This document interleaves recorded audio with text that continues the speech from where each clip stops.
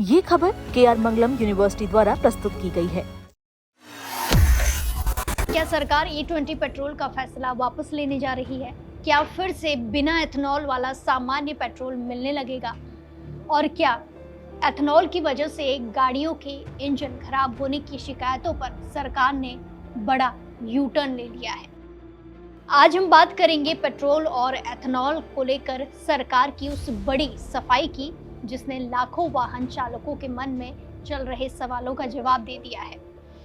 पिछले कुछ समय से सोशल मीडिया पर तरह तरह के दावे किए जा रहे थे कि सरकार E20 यानी कि 20% एथेनॉल वाले पेट्रोल के फैसले पर पीछे हट सकती है। वहीं कई लोग ये भी कह रहे थे कि इंजन की शिकायतों के कारण अब बिना एथेनॉल वाला पेट्रोल फिर से मिलने लगेगा। लेकिन अब सरकार ने संसद में इस पूरे मामले पर अपना आधिकारिक रुख साफ कर दिया है।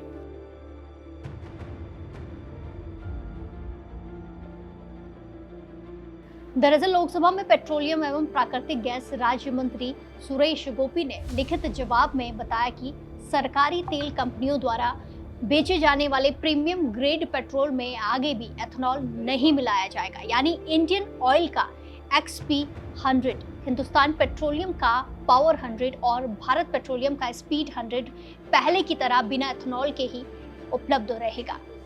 हालांकि यहाँ एक बात समझना बेहद जरूरी है। कई लोग ये मान रहे हैं कि अब सामान्य पेट्रोल भी बिना एथेनॉल वाला हो जाएगा, लेकिन ऐसा बिल्कुल नहीं है। सरकार ने साफ कहा है कि E0 यानी कि बिना एथेनॉल वाले पेट्रोल और E10 यानी कि 10% एथेनॉल वाले पेट्रोल की आपूर्ति दोबारा शुरू करने का फिलहाल कोई प्रस्ताव नहीं है।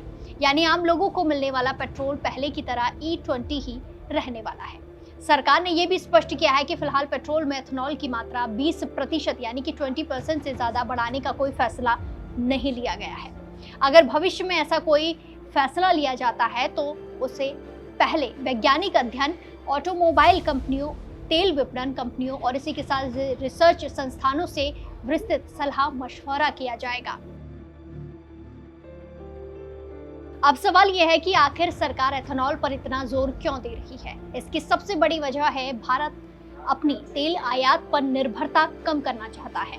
एथेनॉल गन्ने और अन्य कृषि उत्पादों से तैयार किया जाता है। इससे किसानों को फायदा मिलता है, विदेशी तेल पर खर्च कम होता है और प्रदूषण घटाने में भी मदद मिलती है, ऐसे दावे किए जाते हैं। इसी रणनीति के तहत देश में चरणबद्ध तरीके से E20 ईंधन लागू किया गया, लेकिन दूसरी तरफ कई वाहन मालिकों ने दावा किया कि E20 यानी कि एथेनॉल 20 पेट्रोल इस्तेमाल करने के बाद उनकी गाड़ियों में माइलेज कम हुआ है, इंजन की परफॉर्मेंस प्रभावित हुई है या फिर तकनीकी दिक्कतों का सामना भी करना पड़ा है। इन शिकायतों को लेकर संसद के भीतर भी सवाल उठने लगे। सरकार का कहना है कि उसे वाहन निर्माताओं, ऑटोमोबाइल एसोसिएशन और या फिर उपभोक्ता संगठनों से E20 को लेकर कोई व्यापक और आधिकारिक शिकायत नहीं मिली है। इतना ही नहीं, सरकार के मुताबिक देश में 20 करोड़ से ज्यादा दोपहिया वाहन और लगभग 3 करोड़ पेट्रोल कार्स ऐसे ईंधन का इस्तेमाल कर रही है और अब तक एथेनॉल की वजह से बड़े पैमाने पर इंजन खराब होने का कोई सत्यापित वेरीफाइड प्रमाण नहीं मिला है। हालांकि संसद की स्थायी समिति की बैठक में कुछ सांसदों ने अधिकारियों से इस मुद्दे पर सवाल जरूर पूछे।